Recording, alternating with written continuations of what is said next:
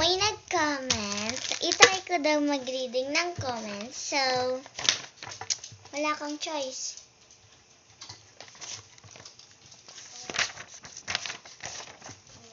Nagsulat na ako sa papel.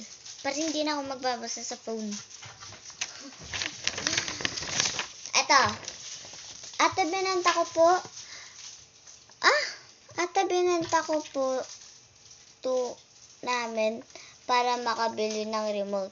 TV namin para makabili ng remote. Sino gagamit ng remote? Yung bunganga mo? O yung phone mo? Ate, nadapa ako na pindot.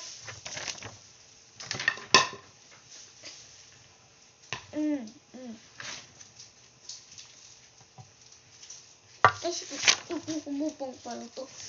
Paluto. Mama! Finish! Mamaya, apa? Ate, nadapa ako, napindot ko yung follow. Buti pa, no? Sana lahat kayo nadapa. Charot. Ate, yung aso namin napindot yung follow. Buti pa yung aso nagpa-follow. Ate, wala lang. Ang magagawa ko sa wala lang mo. Ba't ang laki po ng dagat? Tanong mo po sa dagat.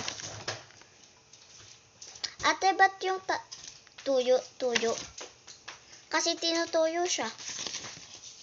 Paano mag-comment? Ano lang kayo dun. Kung, kunyari, dito, guys, dun sa gilid. Dun sa gilid niya. Pa-share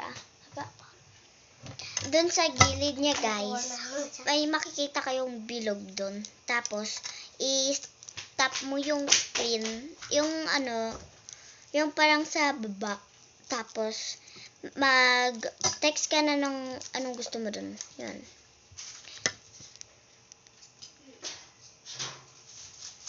Ate, nadulas na pa-comment. Wow! Sana all, kapag nadudulas ka, napapa-comment.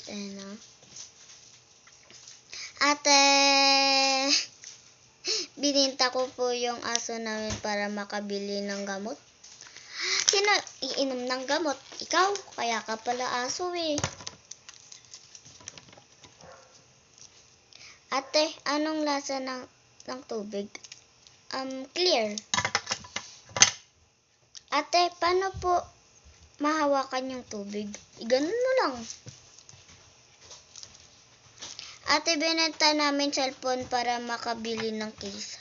Di sana bumili ka na ng case tapos yung cellphone. Weird. Ay, hindi. Binenta ng juice. Nagre-reading your comments ako. This is... Ate, ano po yung ng ano? Ano ba yung ano? Sino ba si ano? Ate, ano tawag sa tao? People. Uy, ikuan mo yan So, bye guys. Part 2 na lang. Bye-bye.